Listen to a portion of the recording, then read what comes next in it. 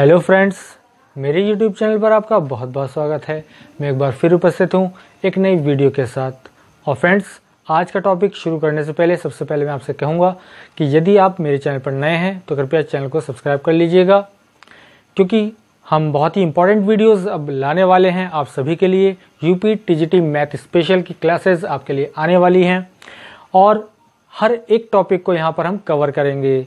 तो UP TGT mathematics की तैयारी करने वालों के लिए ये वीडियोस बहुत ही ज़्यादा लाभकारी होंगी, बहुत ही ज़्यादा इम्पॉर्टेंट हैं और इनको आप अगर कर लेते हैं तो आई होप कि कम से कम आपका 70 से लेकर 90% तक कोर्स कवर हो जाएगा, क्वेश्चंस कवर हो जाएंगे और जो क्वेश्चंस हम लास्ट एग्ज़ाम में आए हुए हैं उन सब की प्रिपरेशन कराएंगे। इसके अलावा जितने भी संभावित प्रश्न हैं उन सबको हम यहाँ पर आपके लिए लेकर आएंगे। समय समय पर हर एक टॉपिक पर आपको वेरी इंपॉर्टेंट क्वेश्चन यहाँ पर हम कराएंगे, ठीक है। तो मीन्स क्या है कि अगर आप हमारे चैनल से जुड़े रहते हैं तो आपकी बहुत ही ईजीली बहुत अच्छे से तैयारी हो जाएगी। तो फ्रेंड्स, वीडियोज़ के साथ साथ हम आपको इम्पॉर्टेंट PDF भी प्रोवाइड कराएंगे जिनमें बहुत ही इंपॉर्टेंट क्वेश्चंस होंगे, अलग अलग बुक्स से सेलेक्टेड किए हुए हैंड नोट्स होंगे, वो आपके लिए बहुत ज़्यादा इंपॉर्टेंट साबित होंगे। तो आई होप आप हमारी वीडियोस को रेगुलर देखेंगे और अपना स्नेह हमसे बनाए रखेंगे, हमारे चैनल को सब्सक्राइब करेंगे। जो साथी हमसे पहले से जुड़े हुए हैं उनका बहुत बहुत अभिनंदन करता हूं और आशा करता हूं इसी तरह स्नेह के साथ आप हमारी वीडियोस को लाइक करते रहेंगे और देखते रहेंगे और अपनी प्रिपरेशन को एक अच्छी तरीके से आगे ले जाते रहेंगे। किसी भी समस्या और सुझाव के लिए आप हमें कमेंट बॉक्स में राइट कर सकते हैं। तो चलिए जल्दी से शुरू करते हैं आज की वीडियो का पहला टॉपिक जो आज मैं आपके लिए लेकर आया हूं, बहुत ही सिलेक्टेड पोस्टर में से। इससे पहले मैं आपको बताना चाहूँगा कि यूपी टीजीटी मैथमेटिक्स का सिलेबस कंप्लीट PDF के रूप में हमने इस वीडियो के डिस्क्रिप्शन में अपलोड कर दिया है। आप वहां से सिलेबस डाउनलोड कर सकते हैं और जितने भी टॉपिक यहां पर सिलेबस के अंतर्गत दिए गए हैं, ठीक है, वो सब हम 1 बाय 1 आपके लिए लेकर आएंगे। हर एक टॉपिक को कवर किया जाएगा। लास्ट एग्जाम में जो भी क्वेश्चंस आए हैं वो सब आपको कराए जाएंगे, बट कंडीशन ये है कि आप हमसे जुड़े रहिए और देखते रहिए हमारी वीडियोज़ को, ताकि हमारा भी उत्साहवर्धन हो। तो चलिए जल्दी से शुरू करते हैं। तो फ्रेंड्स, चलिए स्टार्ट करते हैं आज की वीडियो को। और हमारा जो आज का टॉपिक है वो है सम्मिश्र संख्या। तो मैं आपको बताना चाहूँगा कि टीजीटी का जो सिलेबस है उसकी PDF हमने इस वीडियो के डिस्क्रिप्शन में अपलोड कर दी है। आप वहाँ से जाकर उसको डाउनलोड कर सकते हैं और सारे सिलेबस को देख सकते हैं कौन कौन से टॉपिक हमारे आने वाले हैं। तो यहाँ पर हमने जो टॉपिक लिया है वो है सम्मिश्र संख्या और यहाँ पर हम बताना चाहेंगे सम्मिश्र संख्या से मिनिमम 3 क्वेश्चन और मैक्सिमम 6-7 क्वेश्चन लगभग परीक्षा में पूछे जाते हैं। तो हर बार मिनिमम 2, 3, 4 क्वेश्चन तो पूछे जाने हैं, ठीक है। तो कम से कम आपके इतने क्वेश्चन तो कंप्लीट हो जाएंगे अगर इस सेक्शन को लेते हैं, क्योंकि ये सेक्शन थोड़ा ईजी है। तो हमने थोड़ा ईजी टॉपिक लेकर स्टार्ट किया है जिससे आपको अच्छी तरह कुछ चीज़ें समझ में आ जाए और आपको आगे धीरे धीरे टाइम मिलता रहे कि हम जो हार्डर चीज़ें हैं थोड़ी सी उनको अपना प्रिपेयर कर लें पहले से। उनके कुछ रूल्स हैं, प्रॉपर्टीज़ हैं, उनको थोड़ा सा समराइज़ कर लें, फॉर्मूलाइज हैं, तो वो सब अपन लेके चलते रहेंगे आगे तक। और यहाँ पर हमने आज सम्मिश्र संख्या लिया है, तो चलिए सम्मिश्र संख्या के बारे में बात करते हैं। वास्तविक संख्या और काल्पनिक संख्या दोनों को अगर मिक्स करके हम लिखते हैं तो वो सम्मिश्र संख्या प्राप्त होती है। उसको हम Z से क्या करते हैं, रिप्रेजेंट करते हैं। वास्तविक संख्या आप जानते हैं रियल नंबर्स होती हैं और काल्पनिक हमारी इमेजिनरी नंबर्स होती हैं, क्लियर। तो यहाँ पर हमारा Z = A + IB जो हो जाता है, इसका रिप्रेजेंटेशन हो जाता है। तो यहाँ पर A हमारा ये वास्तविक भाग है, ठीक है। क्या है, वास्तविक भाग, ठीक है। इस बात को आप ध्यान रखेंगे। और ये जो IB, I क्या है, I फॉर इमेजिनरी, ठीक है। तो ये इतना पार्ट हमारा क्या है, काल्पनिक है, ठीक है। ये हमारा काल्पनिक भाग है। और अगर हम रियल पार्ट और इमेजिनरी पार्ट के गुणांकों की बात करें तो I के साथ B है, तो B इमेजिनरी पार्ट हो गया, गुणांक हो गया, और ये A जो हो गया हमारा वास्तविक भाग का गुणांक हो गया, ठीक है। इसके बारे में बात करते हैं। और जब हमने Z के बारे में बात कर ली, A + IB, इसको आप X + IY भी लिख सकते हैं, ठीक है। अलग अलग क्वेश्चंस में अलग अलग तरीके से हम मेजर कर सकते हैं, लिख सकते हैं उसको, ठीक है। तो रिप्रेजेंट कर सकते हैं A + IB या X + IY के हम हिसाब से लिख सकते हैं, ठीक है। चलिए अब इसके बारे में थोड़ा सा और आगे पढ़ लेते हैं। यहाँ पर हम अब तक हमको ये पता लग गया कि सम्मिश्र संख्या z होती है, इसमें दो भाग होते हैं, एक हमारे पास होता है वास्तविक भाग और एक होता है हमारे पास काल्पनिक भाग। अब अगर हम यहाँ पर जो सम्मिश्र संख्या हमने मानी है z और इसका मॉडुलस करें, मॉड लें, ठीक है, तो मॉड को हम बोलते हैं यहाँ पर मापांक। क्या बोलते हैं? मापांक बोलते हैं, ठीक है। मापांक यानी मॉड ऑफ z। तो मॉड ऑफ z जो हमारे पास होता है वो आप ध्यान रखिएगा, अगर हमारे पास z की value x plus i y है तो वो हो जाता है under root x square plus y square. अगर आपने यहाँ पर z जो मान रखा है a प्लस आई बी मान रखा है तो वो आपका पास क्या हो जाएगा? a square plus b square, ठीक है। तो ये आपके पास आ जाता है मापांक, ठीक है। अब यहाँ पर दो चीज़ें हैं, एक तो हमने z मान लिया, z क्या चीज़ है हमारे पास? सम्मिश्र संख्या है, ठीक है। z क्या है? सम्मिश्र संख्या है, ठीक है। इसके साथ यहाँ पर एक दूसरी संयुग्मी आती है संख्या, संयुग्मी सम्मिश्र संख्या। इसको कहते हैं संयुग्मी, क्या कहते हैं? संयुग्मी सम्मिश्र संख्या, ठीक है, संयुग्मी सम्मिश्र संख्या। इसको z बार से हम क्या करते हैं? रिप्रेजेंट करते हैं। तो अगर हम सम्मिश्र संख्या को z से रिप्रेजेंट करेंगे तो इस संयुग्मी सम्मिश्र संख्या को हम z बार से डिनोट करते हैं। और z बार क्या होता है, चलिए z बार में आपको मैं बता देता हूँ, ठीक है। चलिए z बार देख लेते हैं। तो यहाँ पर जो z बार हो जाएगा, क्या होता है कि यहाँ पर जैसे अगर हमने z को x प्लस आई वाई लिया है तो यहाँ पर i जो है ये माइनस का आप ले लेंगे, ठीक है। तो यहाँ पर x प्लस आई वाई की जगह x माइनस आई वाई ये आपके पास टर्म बन जाएगी और ये संयुग्मी क्या बन जाएगा? सम्मिश्र संख्या बन जाएगी। और यहाँ पर अगर इसके मॉडुलस की बात करें तो संयुग्मी संख्या का जो मॉडुलस होगा वो भी क्या होगा? वो under root x square plus y square, ये भी वही होगा। दोनों के मॉडुलस सेम होते हैं, x under root x square plus y square और under root x square plus y square, ठीक है। ये बात हो गई हमारी। तो मापांक के बारे में हमने बात कर लिया है, सम्मिश्र संख्या के बारे में बात कर लिया है, संयुग्मी सम्मिश्र संख्या के बारे में बात कर लिया है। एक चीज़ और आती है यहाँ पर छोटी सी, तो चलिए बात करते हैं उसके बारे में भी। ये सब चीज़ें आप नोट करते चलेंगे, ठीक है। इसके बाद जो आता है हमारे पास वो आता है कोणांक, ठीक है, कोणांक, क्लियर। इसको बोलते हैं थीटा। तो थीटा क्या होता है? वो होता है tan इनवर्स b अपॉन ए या y अपॉन एक्स। अगर आपने सम्मिश्र संख्या जो z है इसको x प्लस आई वाई लिया है या a प्लस आई बी लिया है तो यहाँ पर इसके हिसाब से देख लीजिएगा, ठीक है। अगर आपने a प्लस आई बी लिया है तो b अपॉन लिखेंगे और वरना tan inverse y upon x इस तरह से लिखेंगे, ठीक है। तो मीन्स क्या है? पहले इमेजिनरी पार्ट वाला आएगा, अपॉन में रियल पार्ट वाला आएगा, ये आपको ध्यान रखना है, ठीक है। तो ये इसका कोणांक होता है, ठीक है। एक चीज़ यहाँ पर और बताने वाली है फ्रेंड्स, जरा ध्यान लीजिएगा। इमेजिनरी नंबर जब भी हम यहाँ पर याद रखेंगे तो इमेजिनरी नंबर i से रिप्रेजेंट होगा, ये रहा i आपका, ठीक है। तो यहाँ पर जो ये इमेजिनरी नंबर i है तो इसको हम क्या बोलते हैं? इसको बोलते हैं -1 का अंडर रूट। इस बात को आप ध्यान रखेंगे, ये छोटी छोटी टर्म्स हैं जिनको अगर हम याद रखेंगे तो हमारे क्वेश्चंस इजी हो जाएंगे, क्योंकि इनका यूज़ हम क्वेश्चंस में करने वाले हैं, ठीक है।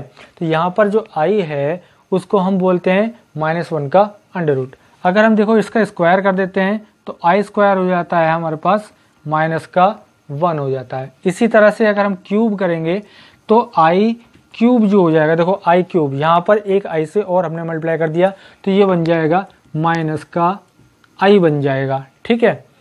क्योंकि यहाँ पर आप देख रहे हैं i क्यूब क्या होता है? i स्क्वायर मल्टीप्लाई i, तो i स्क्वायर की वैल्यू तो क्या होगी? -1 हो गई और i से मल्टीप्लाई हो रहा है तो माइनस का i हो जाएगा। इसी तरह i की पावर अगर 4 है तो वो क्या हो जाएगी? 1 हो जाएगी, क्योंकि अगर आप इसे देखें i स्क्वायर है, स्क्वायर की दोनों तरफ आप स्क्वायर कर दीजिएगा तो यहाँ पर क्या आ जाएगा? 1 आ जाएगा, पॉजिटिव हो जाएगा। और एक चीज़ और आप बहुत अच्छी तरह से ध्यान रखेंगे, वो क्या है, ध्यान से सुन लीजिएगा। तो i की पावर 4k यानी 4 के मल्टीप्लाई में जो भी आपके पास पावर्स आ रही होंगी i की, उसकी वैल्यू 1 होगी। इस बात को आप हमेशा ध्यान रखेंगे, ठीक है, क्योंकि ये छोटी छोटी चीज़ें हमें अभी काम आने वाली हैं। तो फ्रेंड्स, अभी तक हमने सम्मिश्र संख्या के बारे में पढ़ लिया है, संयुग्मी सम्मिश्र संख्या के बारे में जान लिया है, कोणांक मापांक के बारे में जान लिया है ना, और i के बारे में नॉलेज ले ली है, ठीक है। इसके बाद मैं आपसे बात करता हूँ एक सम्मिश्र संख्या और एक संयुग्मी सम्मिश्र संख्या के जोड़ घटा, ठीक है, इनके भाग और सब्ट्रैक्शन के बारे में, यानी चारों जो प्रॉपर्टीज होती हैं जोड़ गुणा भाग घटा, उनके बारे में हम बात करते हैं। तो यहाँ पर सबसे पहले चलिए बात करते हैं हम दोनों संख्याओं के गुणा के बारे में, ठीक है। चलिए, तो एक संख्या हमारे पास आपको मालूम है z है, ठीक है। तो यहाँ पर देखिए एक संख्या हमारे पास z है, सम्मिश्र संख्या, और हम z बार यानी संयुग्मी संख्या, संयुग्मी जो सम्मिश्र संख्या है वो इसमें ऐड कर रहे हैं। तो आप एक चीज़ देखिएगा, हमने क्या माना था, x प्लस आई वाई माना था, और यहाँ पर ऐड कर रहे हैं x माइनस आई वाई को। तो यहाँ पर आप देख रहे हैं आई वाई से आई वाई कैंसिल हो जाएगा, यानी 2x। तो ये वास्तविक भाग प्राप्त होता है, ठीक है। क्या होगा, वास्तविक भाग प्राप्त होगा, यानी जब दो सम्मिश्र संख्याओं को, जिनमें एक संयुग्मी है और एक सम्मिश्र संख्या है, दोनों को ऐड किया जाता है तो हमें वास्तविक भाग प्राप्त होता है। अब बात करते हैं दोनों की घटा की, z माइनस z बार, यानी अगर आप x प्लस आई वाई में माइनस करें तो यहाँ पर देख लेंगे साइन चेंज हो जाएंगे, माइनस x और प्लस हो जाएगा आई वाई। तो यहाँ पर x से x कैंसिल हो जाएगा, 2i y, यानी आपको क्या प्राप्त होगा, काल्पनिक भाग। ये आप चीज़ें थोड़ी सी ध्यान रखेंगे कि अगर संयुग्मी और सम्मिश्र संख्या को दोनों को ऐड किया जाता है तो वास्तविक भाग, और सब्ट्रैक्ट किया जाता है तो काल्पनिक भाग प्राप्त होता है। अब बात कर लेते हैं इन दोनों की गुणा और भाग की, ठीक है। चलिए इनके बारे में थोड़ा सा देख लेते हैं हम। देखिए फ्रेंड्स, तो z मल्टीप्लाई z बार, इसके बारे में बात करते हैं। तो आपको पता है यहाँ पर चाहे आप x प्लस आई वाई लीजिए, चाहे a प्लस आई बी लीजिए, तो यहाँ पर x प्लस आई वाई और x माइनस आई वाई की अगर हम बात करते हैं तो आप देख रहे हैं यहाँ पर a plus b, a minus b का फॉर्मूला लग गया है। तो यहाँ पर आ जाएगा एक्स स्क्वायर और माइनस आई वाई का स्क्वायर। तो यहाँ पर हो जाएगा x square minus i square और वाई स्क्वायर, और मैंने आपको बताया था आई स्क्वायर होता है माइनस का 1, आई स्क्वायर अभी आपको हमने क्या बताया था, -1 होता है। तो फ्रेंड्स ये कितना हो जाएगा, जब ये -1 हो जाएगा तो ये वैल्यू हो जाएगी x square plus y square. यानी अगर हम क्या करते हैं, सम्मिश्र संख्या से सम्मिश्र संख्या की गुणा करते हैं तो हमारे पास वास्तविक भाग प्राप्त होता है, ठीक है। तो मैं आपको बताता हूँ ये क्या चीज़ है, ये हमारे पास वास्तविक भाग प्राप्त हो गया है, ठीक है। इसी तरह से हम डिवाइड करते हैं, और डिवाइड में एक स्पेशल चीज़ है कि यहाँ पर हमें सम्मिश्र संख्या प्राप्त होती है। चलिए मैं आपको करके दिखा देता हूँ। यहाँ पर अब हम क्या करने वाले हैं, डिवीज़न करने वाले हैं संयुग्मी संख्या को, सम्मिश्र संख्या को संयुग्मी सम्मिश्र संख्या से, यानी z अपॉन z बार करने वाले हैं।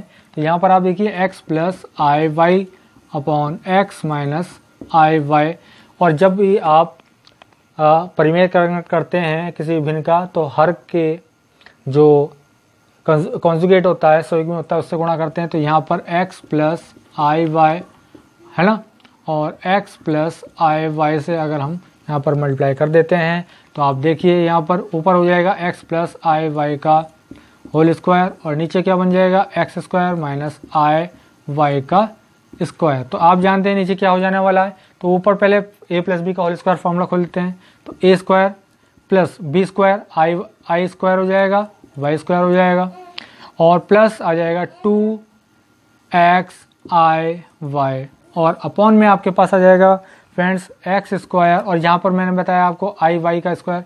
तो यह हो जाएगा माइनस आई स्क्वायर और वाई स्क्वायर। इसको हम अगर ओपन कर लेते हैं तो फ्रेंड्स आप देखिएगा एक्स स्क्वायर, ठीक है, प्लस आई स्क्वायर को हम -1 कर देंगे तो ये हो जाएगा माइनस वाई स्क्वायर।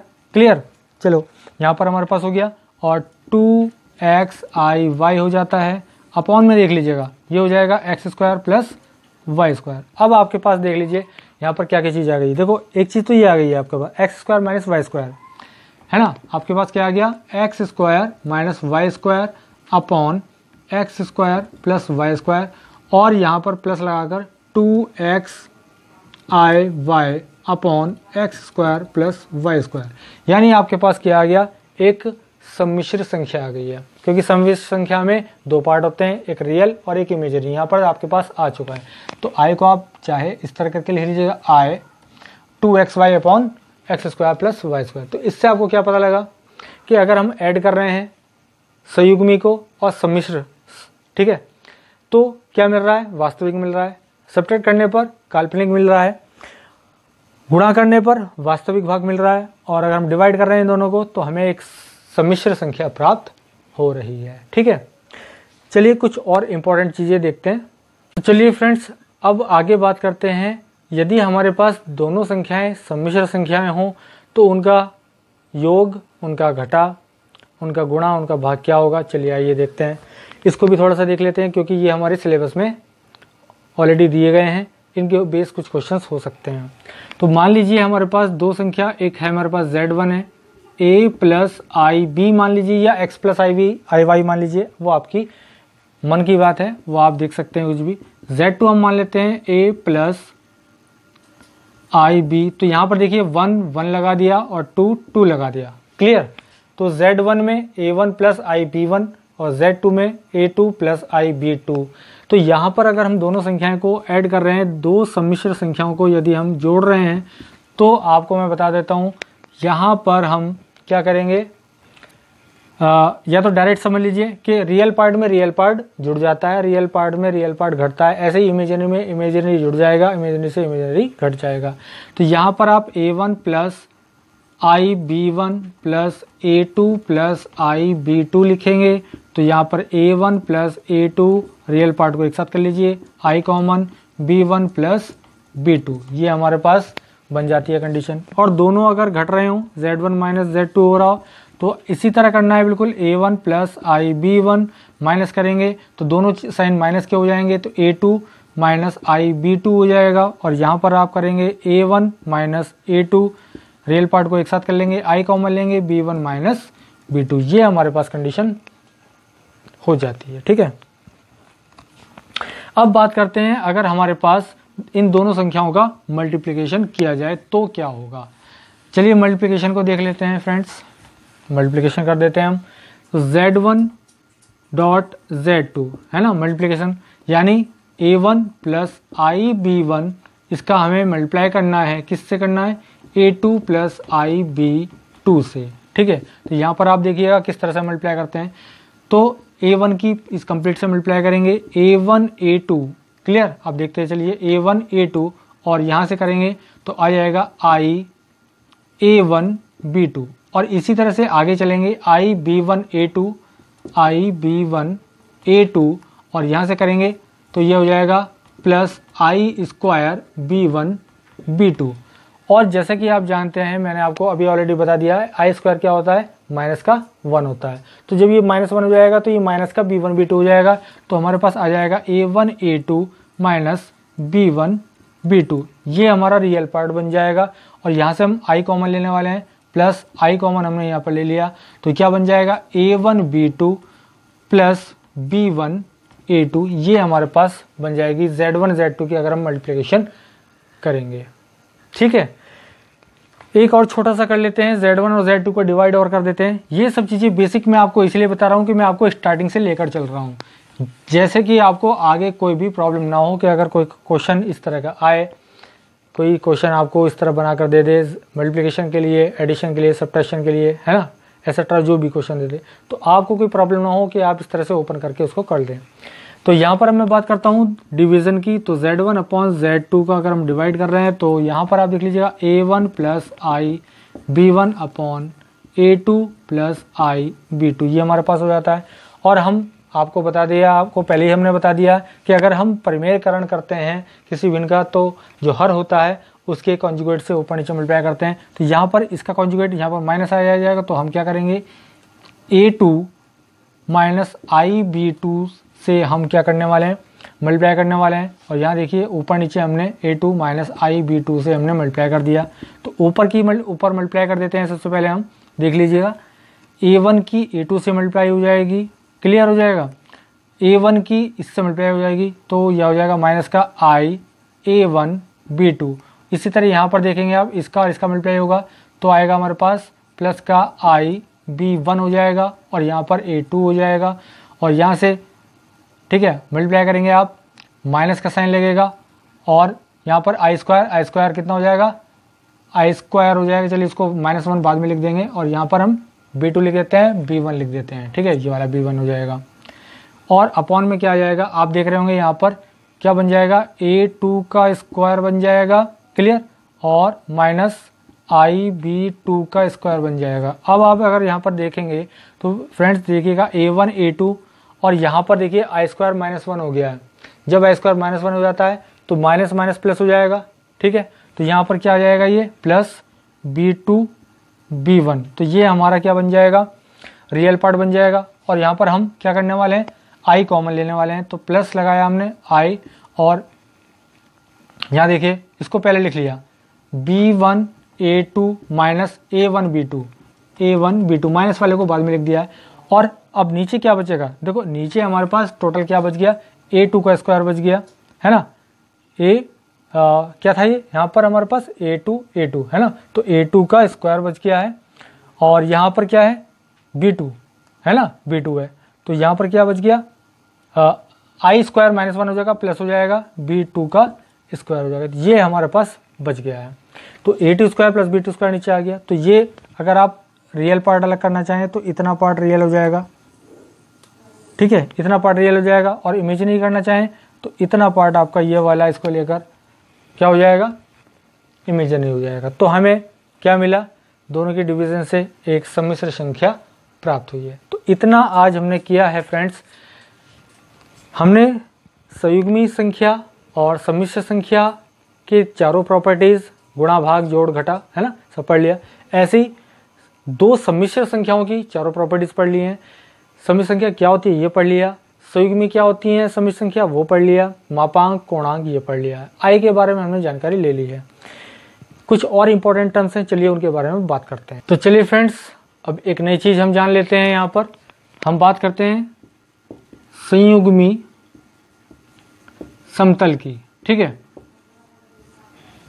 तो यहाँ पर अगर आपके पास z = x + iy ये कोई एक हमारे पास सम्मिश्र संख्या है, अगर हम इसको प्लेन में डिनोट करें संयुग्मी है ना, तो अगर अक्ष पर इसको करें तो ये रियल एक्स एक्सिस और ये y जो है इमेजिनरी एक्सिस को हमारा रिप्रेजेंट करेगा।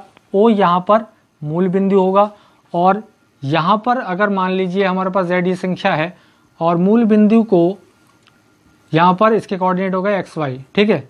तो यहाँ पर आप देखेंगे अगर हम इसको यहाँ से परपेंडिकुलर ड्रॉ कर देते हैं तो ये डिस्टेंस हमारे पास y होती है, ठीक है, और ये डिस्टेंस हमारे पास x होती है। तो यहाँ पर जो ये सम्मिश्र संख्या है जो हमने नोट की है यहाँ पर, जिसके कोऑर्डिनेट यहाँ पर एक्स वाई हम शो कर रहे हैं, अगर एक सम्मिश्र संख्या को मूल बिंदु से मिलाने वाली कोई रेखा है, उसका झुकाव इस x अक्ष से यानी धन x अक्ष से वास्तविक अक्ष से थीटा कोण बनाता है, तो जो tan थीटा बनता है वो होता है y/x। फिर समझ लीजिएगा, अगर कोई हमारे पास ये एक्सिस है जिसमें x वास्तविक एक्सिस को, y काल्पनिक को दर्शाता है, इसको संयुग्मी तल में हमने रिप्रेजेंट किया है, z = x + y एक संयुग्मी सम्मिश्र संख्या है। तो यहाँ पर इसके कोऑर्डिनेट अगर हम x y मान लेते हैं तो इस x y कोऑर्डिनेट से इस मूल बिंदु को यानी सम्मिश्र संख्या का मूल बिंदु से मिलाने वाली रेखा का जो झुकाव होता है वो अगर थीटा है तो tan थीटा की वैल्यू बन जाती है y/x, ठीक है। और अगर हम इस सम्मिश्र संख्या को, ठीक है ध्यान दीजिएगा, अगर हम इस सम्मिश्र संख्या को ध्रुवीय रूप में, किसको, संख्या को ध्रुवीय रूप यानी पोलर फॉर्म, इसको हम पोलर फॉर्म बोलते हैं, पोलर फॉर्म। तो अगर ध्रुवीय रूप में हम इसको रिप्रेजेंट कर रहे हैं तो z का जो ध्रुवीय रूप होगा वो होगा r cos theta plus i sin theta. और थीटा मैंने आपको नोट करके अभी दिखाया था कि वो थीटा क्या होता है, ठीक है। तो z equal to r cos theta plus i sin theta, और अगर मान लिया संयुग्मी है तो r cos theta minus i sin theta, ये हमारे पास ध्रुवीय रूप हो जाता है सम्मिश्र संख्या का। इसी के साथ एक छोटी सी बात और है हमारे पास यहाँ पर जानने लायक, जिनका हम बहुत यूज़ करेंगे अपने क्वेश्चंस में। तो वो क्या है, इकाई के घनमूल, ठीक है। किस चीज़ का बात करेंगे हम यहाँ पर, इकाई के घनमूल। तो यहाँ पर इकाई के घनमूल जो होते हैं आपके पास 1 ओमेगा और ओमेगा स्क्वायर, ये होते हैं, ठीक है। इस बात को आप ध्यान रखेंगे, 1 ओमेगा ओमेगा स्क्वायर इकाई के घनमूल होते हैं। तो यहाँ पर अगर हम इनकी वैल्यू फाइंड आउट करना चाहें तो हम निकाल सकते हैं, उनको याद भी रखनी है। कहीं कहीं ऐसा क्वेश्चन आ सकता है फ्रेंड्स कि जो आपको वो वैल्यू डायरेक्टली वहाँ पुट करनी पड़ सकती है। तो सबसे पहले मैं आपको बताता हूँ, अगर मान लीजिए कोई x इक्वल टू 1 है तो x cube is equal to 1 मान लेंगे, क्योंकि उसका क्यूब भी 1 होगा, ठीक है, आप भी समझ सकते हैं। अगर हमें इकाई का घनमूल निकालना है तो इस तरह से निकालेंगे कि हमारे पास x की पावर 3 इक्वल टू 1 मान लिया हमने, और यहाँ पर क्या चीज़ है कि x cube minus 1 is equal to 0, ठीक है। इस तरह से हमारे पास हो जाता है।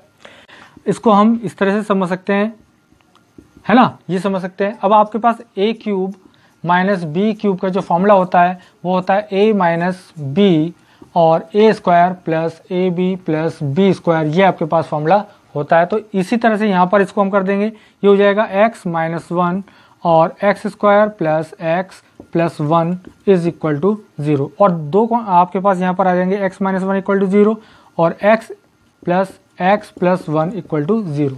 अब आप देख लीजिएगा, यहाँ से जब दो भाग हमारे पास हो जाते हैं तो इस भाग से तो x इक्वल टू 1 आ जाएगा आपके पास, एक भाग तो आ गया, x की वैल्यू 1 आ गई। लेकिन ये द्विघात समीकरण है, इसको छिद्राचार्य सूत्र से हम जो है फाइंड आउट करते हैं। तो छिद्राचार्य का सूत्र होता है minus b plus minus under root B